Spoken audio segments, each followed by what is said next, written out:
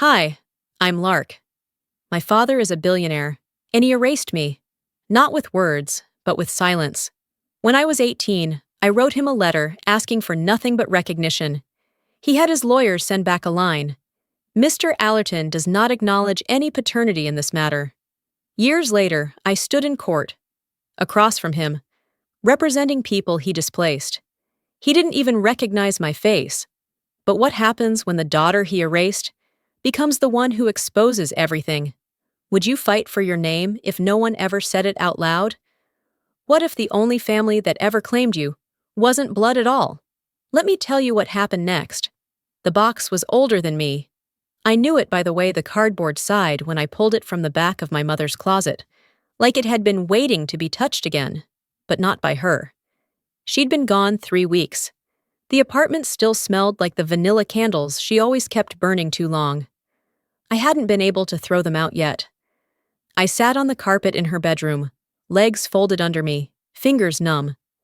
I'd already sorted through her bills, the kitchenware, the books she loved but never finished. This box, though, she'd labeled it in her sharp, clean handwriting. Private for Lark. Inside, layers of paper, old photos, notes, receipts. And then, the envelope. Legal-sized, thick paper, folded once, just enough to hide something sharp behind its weight. It was my birth certificate. I knew what it was the moment I felt the edges, but the second I opened it, my stomach dropped. Where it should have said, "Father," there was nothing. Or, not exactly nothing. A jagged tear ran across the bottom right corner, like someone had taken a knife to the paper. A clean rip, deliberate, right where his name should have been. I stared at it for a long time, longer than I meant to. "So this is how you made sure I'd never exist," I said aloud, though the room didn't need to hear it. It already knew. I didn't cry, I didn't scream. I didn't even blink for a while. That kind of pain, it settles under your skin like old bruises you forgot were still healing. I laid the paper down gently and stood up. My knees cracked from being on the floor too long. The late afternoon sun slipped through the blinds, casting lines across the wooden dresser she'd had since I was 6. I didn't even notice the memory coming until I was back there, back in the law office with her. She must have been barely 20 at the time. Young, tense, her voice shaking the way it only ever did when she had to say, "Please," to someone who didn't deserve it. I saw her sitting across from a man in a gray suit, polished, smug, the kind of man who wore his watch like a weapon. "I'm not asking for anything else," she said. "I just don't want her erased." The man didn't look up. He slid the check across the table. "Mr. Allerton has been generous. The name stays off. You both disappear." Nomi flinched, but not at the words. At the way they were spoken. Like she was a transaction. Like I was a liability. She stood slowly, hands covering her stomach. That was me in there. Unwanted enough to be paid off. Expensive enough to silence. Back in the present, I sat down at her desk. Her chair still had the slight indent from her frame. Small, curved, always a little too stiff for comfort. I unlocked the bottom drawer. I wasn't even sure what I was looking for. Just moving by muscle memory now, like grief needed me to keep my hands busy. There were old files, a stack of envelopes, and then the voicemail. I kept it saved in 3 places, her last one. I tapped play without thinking. "Lark," her voice came through, soft but steady. "If you ever find that certificate, just remember, his absence is not your fault." I didn't cry then either. I just played it again. And again. By the 5th time, I knew what I had to do. I walked into the living room and grabbed the phone. Not to call anyone, I just needed to see something, a confirmation. Her death certificate was already filed. Her name, at least, had never been erased. But mine. Mine had always come with an asterisk. Later that evening, after I'd cleaned the dishes and turned off the lights, I sat on the couch with a cup of cold tea and called Frances. She picked up on the 3rd ring. "You okay?" she asked, skipping formalities like she always did. I found it, I said. The birth certificate. It's torn. There was a pause. Then her voice, calm but fierce. You're not missing a name, Lark. You're carrying a legacy he's too ashamed to claim. I didn't respond right away. Frances didn't need me to. She'd been my right hand at the firm for 6 years. She'd seen more than most people had. And she'd always known not to push. One day, she said, he's going to regret ever asking to be erased. I smiled, but it didn't reach my eyes. We'll see. After we hung up, I went back to the desk. There was one more drawer, top left. I rarely used it, but when I opened it, I found them. Letters. All sealed. All addressed to the same man. I pulled the top one out. The envelope was yellowed at the edges, but my handwriting was still clear. Mr. Burke Allerton. 16 years ago. I never got a response, but I remember every word I wrote. I didn't sleep that night. The envelope stayed on the desk, untouched, after I pulled it out.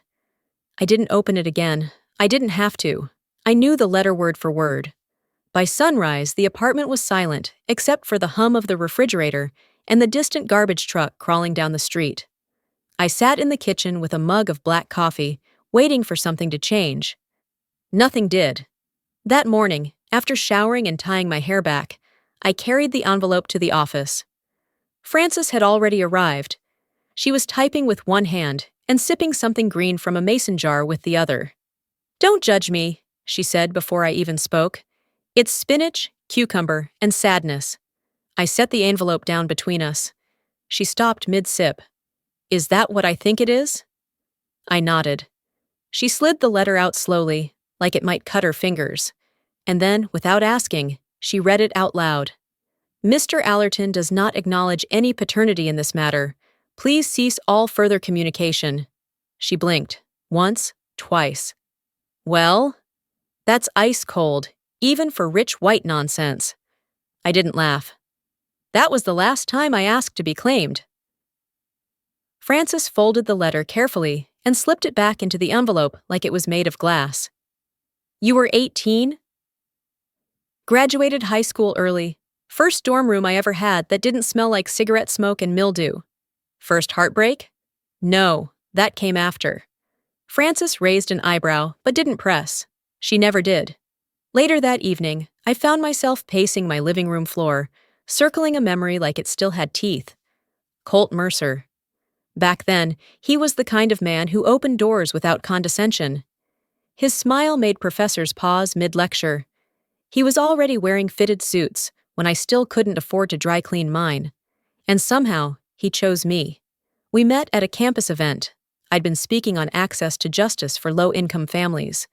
He asked smart questions during the Q&A and followed me out after the session ended. We dated for 11 months.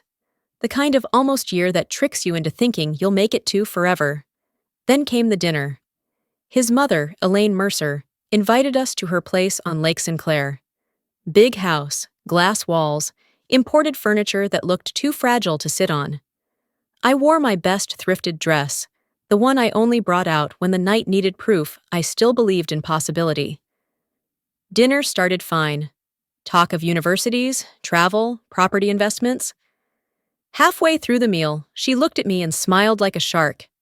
So, who exactly do you belong to, Lark? The words hit harder than they should have. Maybe because I'd practiced every possible version of that question in the mirror since I was 12, and none of my answers ever sounded right. I'm not sure what you mean, I replied calmly, cutting into my chicken. She waved her wine glass. Your family, your people. We Mercers go back 5 generations in this state. Colt's father owns 3 properties downtown. What about your background? I glanced at Colt, waiting for him to step in. He didn't. I was raised by my mother, I said. She worked in healthcare. We lived in Midtown. Oh, just you two? I nodded once. She smiled again. Well, we all have our stories, don't we? 2 days later, Colt met me at the cafe near campus. I've been thinking, he began, without looking up from his espresso. That's never a good start, I said. He exhaled. You're incredible, smart, driven, but I'm under a lot of pressure right now. Pressure? My future, my family, the circles I move in. You don't fit. I didn't argue, I didn't beg. I just looked him in the eye and said, then go. He did. That night, I packed away the scarf he'd given me for Christmas and never thought about him again. Until last week, when his wedding photo with Marin Allerton popped up in the society column. Yeah, that Marin. Half-sister I'd never been allowed to claim. Different mother, same bloodline. Her father's name is on her birth certificate, printed in bold. I guess some of us get legacy. Some get silence. Back in the present, I tucked the old letter into a fireproof folder labeled Records. Not for vengeance, for memory. When people stay gone long enough, you stop imagining they'll come back. You stop making room for them in conversations, in dreams, in plans. You start building your own damn house, brick by brick, frame by frame. Mine didn't need a foundation poured by a man too cowardly to stand on it himself. I didn't want revenge. Not yet. I just wanted a place to stand. The night after I filed that letter away, I didn't dream. Or if I did, nothing stuck by morning. I got up around 6, made coffee the way I always do. Black, no sugar, no room for cream. Just like my mother drank it. The streets outside were still wrapped in that early gray, where everything feels half-formed, like the world's holding its breath. I sat by the window with the file of my newest case resting on my knees. A 7-year-old girl in foster care, pulled from a house that shouldn't have had children in it. The photo attached to her intake form showed a face that looked like mine when I was her age. Eyes too big for someone that small. Watching everything, saying nothing. I traced my finger over the top of the file, then whispered to no one. They don't know how loud silence can be. But we do.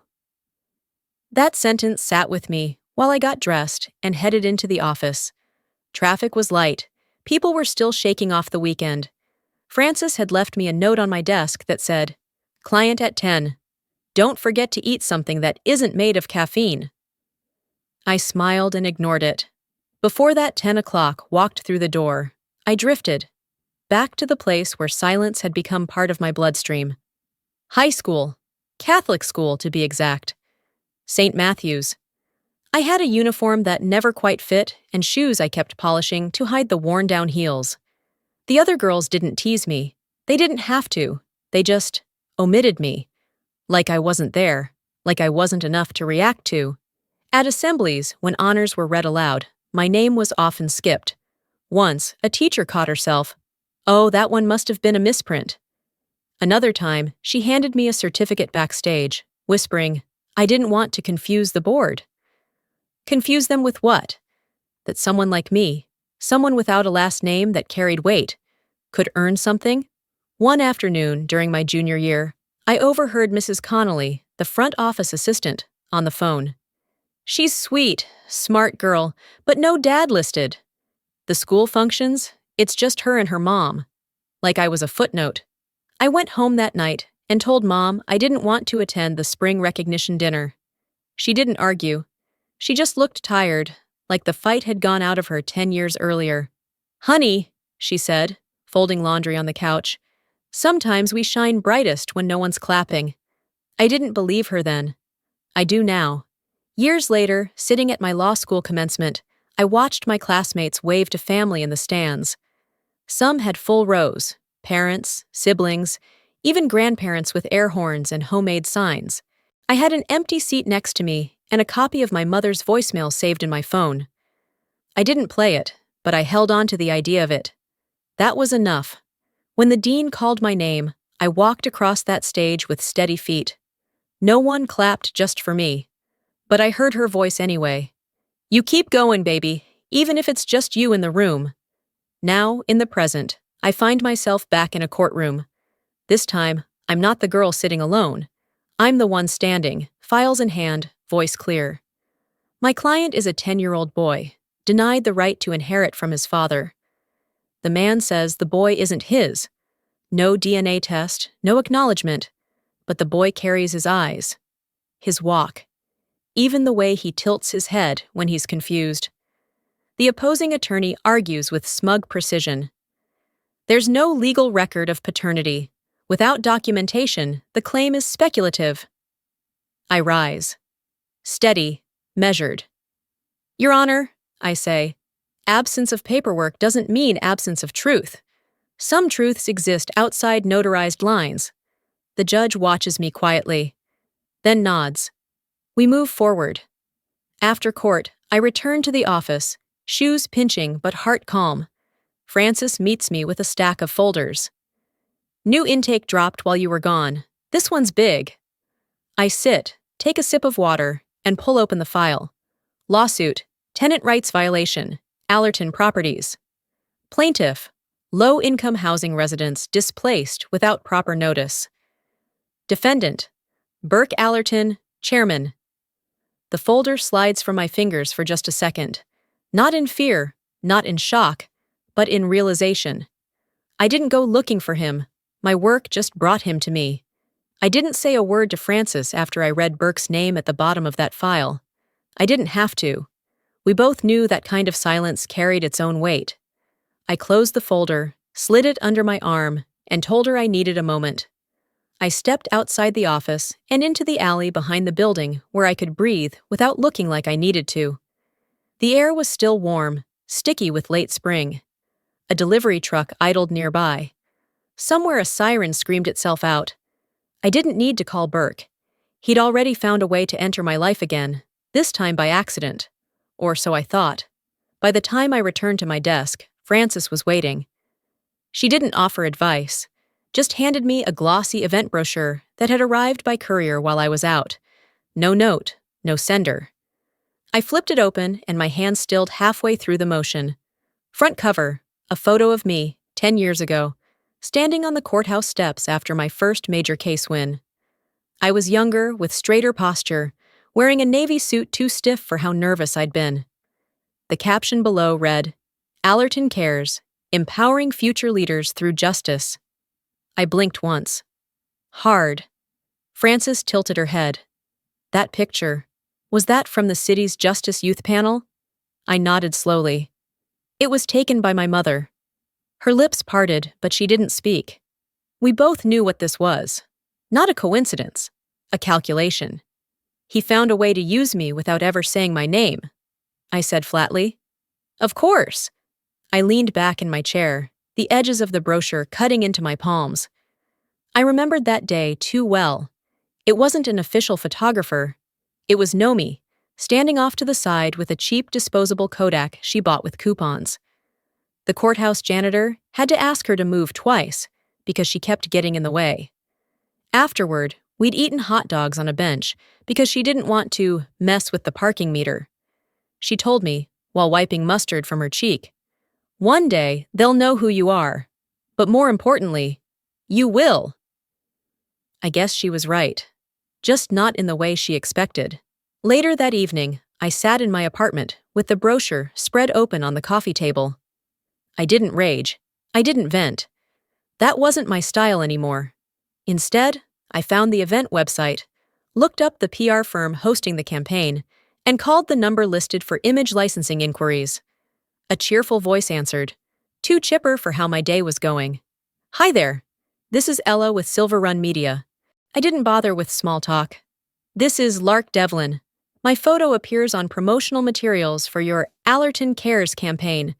Can you confirm who provided rights to use that image?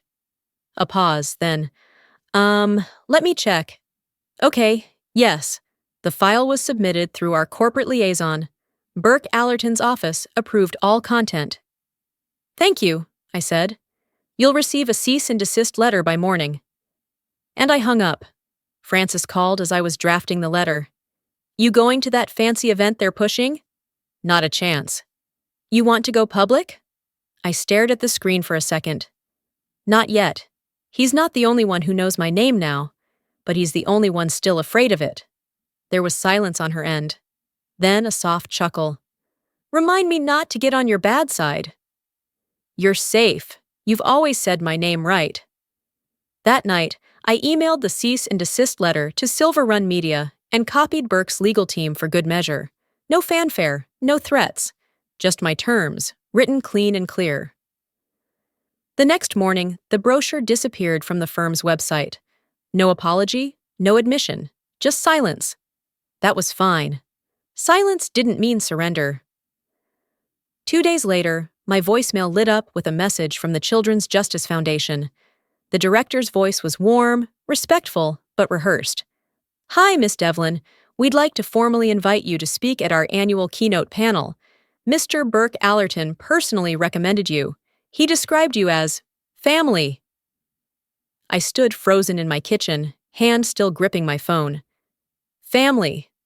Funny how easy it is to call someone that, when it's convenient. I didn't return the call. The voicemail from the foundation still sat in my inbox, untouched, as if playing it back would somehow make the word family mean something it didn't. I let the message rot there, like fruit gone soft on the counter, still technically intact, but far from fresh. 2 weeks later, I stood in front of the building where I'd spent most of my life. Same cracked sidewalk, same blue mailbox on the corner. Only this time, I wasn't walking in with a grocery bag or calling up to tell Mom I'd forgotten my keys. I had a box in my arms, the last of her things. The super didn't recognize me right away. Just glanced at the name on the clipboard and asked for my ID. I handed it to him without speaking. He frowned. "Devlin? You're the one from apartment 3C? "Yes," I said. "My mother was Nomi."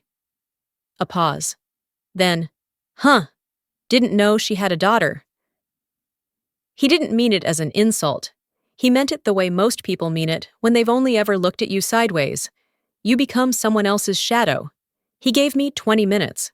I only needed 10. The apartment was already stripped, walls bare, cabinets empty. I walked through the rooms like a ghost in my own story. When I reached the closet, I found the bin she'd labeled in her handwriting. "Don't lose this." I slid it out carefully and opened the lid. Inside, there was the scarf I gave her for Christmas 3 years ago, still folded neatly. Her old flip phone, wrapped in a rubber band. And at the bottom, an envelope containing a newspaper clipping. Yellowed with time, but protected by a plastic sleeve. I pulled it out. It was from the Savannah Gazette, dated 8 years earlier. "Local law grad wins first major case in family court." And there I was, smiling, holding a client's hand, triumphant. On the back of the sleeve, in her handwriting, "I kept this for the day you'd forget how brilliant you are." I sat down on the floor and held that envelope longer than I should have. Long enough to remember how it felt to be someone's everything, even if no one else knew. Later that week, I drove to Atlanta for a legal conference I'd agreed to speak at before all this blew up. I told myself it was just another event, but part of me knew Burke might be there. That kind of man always showed up when cameras did. The ballroom was all glass and chandeliers. Too cold, too expensive, too proud of itself. I didn't smile for the photographers, didn't network. I did my session on youth advocacy, took questions, and stepped down. An hour later, I sat quietly in the back row of the closing panel when the moderator paused the script and looked out at the audience. "There are attorneys who win cases," he said. "And then there are attorneys who change the way systems function. One of those people is in this room." I shifted in my seat, instinctively shrinking. I didn't like attention I didn't earn. He continued. "She doesn't wear her success loudly, but her impact is loud enough for the rest of us. Ms. Lark Devlin, thank you for reminding us why we do this work." The room applauded. It wasn't thunderous, but it was real. From the corner of my eye, I caught a familiar figure near the exit. Burke. Standing still, arms folded, not clapping. His expression unreadable, like someone watching a storm they thought they could outrun. Afterward, Frances caught up with me near the elevators. "That's what it feels like, huh?" she said. "To be recognized without begging for it." I glanced at her, tired but steady. "Only took 30 years and 1 eviction notice." She winced. "You're not letting that go anytime soon, are you? Would you?" We rode down in silence. Back at the hotel room that night, I kicked off my heels and flopped onto the bed without bothering to change out of my suit. My phone buzzed on the nightstand. One new email. Subject: Invitation to discuss legacy planning sender. Assistant to Burke Allerton. I stared at the screen, thumb hovering. I didn't open it. I just exhaled through my nose and whispered, "Now he wants to talk." The email sat unopened for 2 full days. I didn't delete it. I just let it hover, like a cloud that hadn't decided whether to rain or disappear. Eventually, I archived it. Not because I was afraid of what it said, but because I already knew what it wanted. Control wrapped in the language of reconciliation. 3 days later, I was invited to speak on a legal panel at the Charity Real Estate Forum in Atlanta. I'd agreed to it months ago, long before Burke's name started showing up in unexpected places. The irony didn't escape me. The venue was a high-rise ballroom near Centennial Park. Glass walls, cold lighting, too polished to feel honest. I arrived early, took my seat on stage, and gave my talk. Nothing flashy, just facts, policy reform, case law, the usual. After the panel, I slipped out through the side hallway to avoid the reception crowd. I wasn't in the mood for handshakes or business cards. And that's when I saw him, Burke Allerton, walking toward me with that same confident, detached gait I'd seen in photos. He was alone, no entourage, just him in a tailored suit and expressionless face. We passed each other near the catering table, close enough that I could smell his cologne, something expensive and muted. He slowed, glanced my way, and said, "You look familiar. Do we know each other?" I looked him straight in the eye. Not really. Then I walked away. Not a flicker of recognition. Not even a hint. That was the part that stuck with me more than anything else. The next week, I walked into courtroom 2B for a tenant rights case I'd picked up recently. Low-income families displaced without proper notice from a gentrified block in Savannah. As I set my files on the table, I noticed a whisper ripple through the gallery. Burke entered moments later, adjusting his cuffs like the room owed him something. He looked around casually, until his gaze landed on the name printed on the legal file in front of me. Devlin and Associates Attorney, Lark Devlin. His posture shifted. Just a little, enough that I knew he'd read it. "Devlin," he said under his breath. Not loud enough for the judge. Just for me. I didn't flinch. "Yes, Mr. Allerton. We've met." He blinked, but didn't speak again. The proceedings began. My clients, a group of tenants who had been pushed out without warning, sat behind me, some holding photos of their children, others holding nothing but anger. I presented our evidence cleanly, fact by fact, date by date. When I laid down a photo of a 6-year-old boy standing in front of the demolished apartment building, I spoke clearly into the record.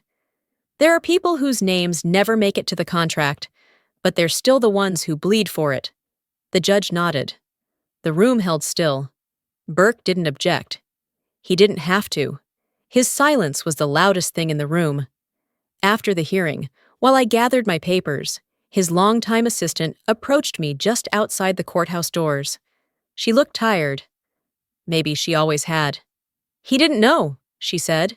"If he had, I didn't let her finish. "He did. He just hoped I'd never show up with a microphone." She didn't argue. I returned to my office and dropped the case folder on Frances's desk. She didn't ask how it went. She'd already seen the buzz online. By the time I got to my own desk, a copy of the Savannah Chronicle was waiting for me, folded neatly. Frances must have picked it up earlier. I flipped it open, and there it was. Front page. Billionaire caught in silent scandal. Hidden daughter, now leading court battle. I stared at the headline. They finally used my name. Just not the way they wanted. The morning after the headline dropped, I woke up to drizzle tapping the window pane like it was trying to say something soft and unwelcome. My inbox was full. Reporters, legal blogs, and one bold subject line that simply read, "Is this true?" I didn't answer any of them. Instead, I brewed coffee, ignored the mug after one sip, and spent most of the morning in silence, until I heard the knock. It wasn't loud, more like someone wasn't sure they wanted me to answer. I opened the door to find a padded envelope resting on the mat. No return address, no label. Just my name written in a familiar hand I hadn't seen in years.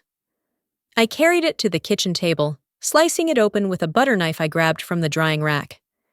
Inside was a single Polaroid, slightly faded at the edges. Burke, much younger, stood in a garden I didn't recognize, cradling a newborn. The baby had my nose, my mouth, my mother's impossibly soft eyes. He was smiling. Folded behind the photo was a note, 5 words, scrawled in elegant script. He held you once. I've held the silence long enough. E.A. Eula. I leaned back in my chair, the room spinning just a little, not from shock, but from the sting of confirmation, that I wasn't a secret to everyone, that at least one person in that house saw me and still remembered. I didn't cry. I carried the photo into my bedroom, placed it next to the torn birth certificate I'd tucked into my keepsake drawer. One piece had been stolen from me, the other had been hidden for decades. Frances arrived not long after, pushing open the door like she already knew I wouldn't be okay. "You've seen it?" she asked. I nodded, handing her the photo. She stared for a moment, lips parted, then whispered, "This changes everything." "No," I said, quietly but firmly. "It confirms everything." We didn't speak again for a while. She helped me organize files, filled my water glass, then left me to the part of the day that required no audience. Memory. That evening, I sat at my desk reviewing old client records for a juvenile appeal. I flipped through documents, case notes, transcripts. I paused when I hit the name. Thayer Allerton. It wasn't uncommon to recognize last names, but something about this one made my stomach knot. I pulled the case summary. Cyberbullying, reckless behavior, a scared teenager who showed up to his hearing alone. Except, not entirely alone. Flashback 1 year earlier. Thayer had entered the courtroom in a suit 2 sizes too big. Nervous, shoulders hunched. His file read like so many others, privileged but ignored. He hadn't spoken much, but when he did, it was with sharpness, like he'd learned early that kindness wasn't a currency that worked in his world. I remembered defending him, remembered the way he said he couldn't even bother to show up. I thought he meant an absent father. He did. But I didn't realize then who that father was. Now, the pieces clicked together like a puzzle that had been missing just one corner. Burke had come to the courtroom for 10 minutes. Hadn't said a word. Didn't even look at me. I whispered to the empty office. I defended his son, the one he raised, and he still didn't see me. I sat there, jaw tight, until the overhead light began to flicker. I shut it off, letting dusk settle around me, and pulled out 3 items. The photo of Burke and infant me. The torn birth certificate. The Thayer Allerton case file. I arranged them on my desk, side by side, like evidence in a trial I wasn't going to lose. Then I reached for the folder marked, Pending Strategy, Public Inquiry. Frances returned just as I was drafting the summary statement. "You're ready?" she asked, voice low. "No," I replied, "but I'm done being erased." She nodded once and left me alone again. I scanned the documents, photo, legal records, case testimony. Then I opened a secure media leak portal on my computer, the kind used by whistleblowers and civil rights watchdogs. I attached the files one by one, typed a simple subject line. Legacy built on omission. No signature. I hit send. The screen blinked once. File received. Verification in process. The truth doesn't need my name. It just needs to be seen. 2 mornings after I submitted the documents through the portal, the response came. Not from the press, not from the court, but from him. Burke's assistant reached out again. This time, not by email. It was a printed letter, delivered by courier, sealed in a heavy cream envelope with a family crest pressed into the flap like we were in some Southern Dynasty drama. Inside, a handwritten note from Burke. A dinner invitation. He wanted to talk face to face, not at his office, not in a courthouse, at his estate. I stared at the handwriting, slanted, controlled, just like the man himself. It was a Tuesday when I pulled into the gravel drive of the Allerton property, something between a mansion and a museum, all columns and carefully trimmed hedges. The kind of place where history was curated, not remembered. The butler, yes, there was an actual butler, led me into the study. Floor-to-ceiling bookshelves, mahogany desk, fireplace, even though it was mid-September. Burke entered 5 minutes later, wearing a charcoal suit like it was stitched onto his bones. His smile was faint, like a muscle that hadn't been exercised in years. "Lark," he said, like the name tasted foreign. "Thank you for coming." I didn't sit. He gestured toward 2 armchairs. "I think it's time we put things behind us," he continued, voice smooth but practiced. "I want to make things right. I've added a clause in my estate. You'll be recognized legally." He slid a folder toward me. Neat, signed, notarized. I placed my purse on the side table, opened it calmly, and pulled out a smaller envelope, worn at the edges. I laid it on top of his file. "You already had a chance," I said. He tilted his head. I opened the envelope, unfolded the letter inside, and began reading aloud. "Mr. Allerton does not acknowledge any paternity in this matter. Please cease all further communication." My voice didn't shake. I placed the letter down next to his new proposal and met his eyes. "I was 18. I asked you for nothing, except to acknowledge that I existed. And this," I pointed to the typed rejection, "was your answer." He didn't respond. And that, somehow, said more than anything he could have offered. I left the room without shaking his hand. Later that evening, I attended a charity gala hosted by the Children's Foundation. It was held at a historic hotel downtown. I wore a black dress with sleeves just long enough to remind me who I had become. Polished, untouchable. As I entered the lobby, camera flashes went off. I smiled for none of them. I was halfway through a conversation with a board member when I saw him, Colt Mercer. He looked older, but still carried himself with the same quiet confidence. His wife, Marin Allerton, stood beside him, her hand resting on his elbow like a branded claim. His eyes found mine. "Lark," he said, surprised. I didn't know you'd—" I cut him off. "I wasn't invited. I earned my place." His face shifted. Guilt? Regret? Who could tell any more? An hour later, I stepped outside for air. The humidity hadn't lifted, even after sunset. Colt followed me out, hands in his pockets like he was preparing to be punched. "I married safety," he said finally. "Not love." I turned to face him. "That's your confession? After all these years?" He swallowed hard. "I should have chosen differently." I nodded slowly. "I'm not the one who needed saving, Colt," I said. "I just needed someone who didn't flinch when they said my name." And with that, I walked back inside. By the time I returned to my apartment, it was past midnight. I changed into a sweatshirt, lit a small candle on the kitchen counter, and stood there watching the flame. Then I pulled out the folder Burke had given me. I placed it beside the rejection letter from when I was 18. Side by side, they looked like apologies made decades too late. I whispered, "You can't undo time, and I'm not asking to wear your name anymore." The next week passed like fog, slow, quiet, and thick with headlines.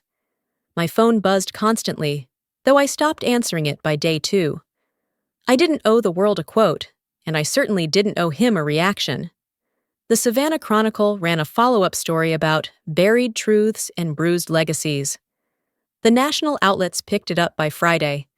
Panelists debated it like I was a theory, not a woman. One morning, Francis dropped off my usual coffee and muttered, "They're digging now.